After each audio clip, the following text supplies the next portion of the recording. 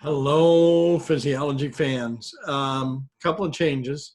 You may or may not have heard, but the district is suspending use of Zoom for synchronous learning. That would be having a class where everybody has to tune in and pay attention to the class.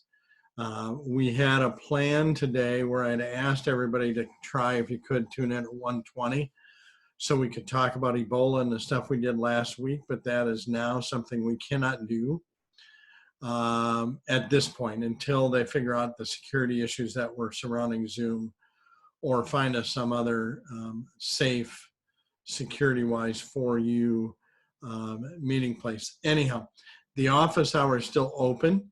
All my office hours are still open, 9 to 10, 11 to 12, 1 to 2. Of course, I've geared you guys more towards 1 to 2.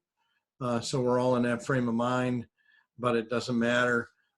Those, again, are still just question help sessions, nothing more. So anyhow, what I have for you today is a little different than I was going to do, but that's because I'm kind of re-gearing our plan for the week after we found this out late Friday afternoon. I am working on a way to organize the Ebola stuff so you can see the answers and compare to what you said and kind of tie that in, and including with the drug deal that you guys did. That data is up there, so please go look at that data as to what every individual's choices are up there, not named, but every individual person's rankings are up there. And again, if you weren't in the first 10, and the ones that were supposed to be blank after 10, I just put in 11 so we could get the numbers even, and then you can see what the priority of your overall priorities of your class and stuff was. So I'm working on something for this week that will get that information to you, not just with me on video and stuff, and ask some questions. So that'll take care of that. Today, your assignment, I posted up on Schoology a book called Polio, a PDF of a book called Polio that is going to fit in with this whole immunology lymphatic thing. And really all I want you to do today is, there's a couple things I want you to do over the next couple days, really. Number one, today, just read the introduction and the first chapter, the first epidemic. It's about 20, 30 pages. Hopefully that's not too much. Hopefully it's very exciting. I'll give you a little trivia. They talk about Dr. Sabin as part of his polio vaccine, and a little trivia. My father, when he was at Case Western Reserve Medical School, one of his instructors was Dr. Sabin. Anyhow, a little trivia on the side.